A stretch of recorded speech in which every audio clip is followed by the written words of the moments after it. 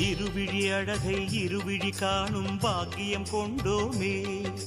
இறைவா ரமணா உந்தன் மகிமையை மனதில் கண்டோமே. திருமுகம் மலரும் சன்னதி வாசல் பரவசம் கொண்டோமே. தேவ ரகசியம் அது உன் லீலை மலையினில் கண்டோமே.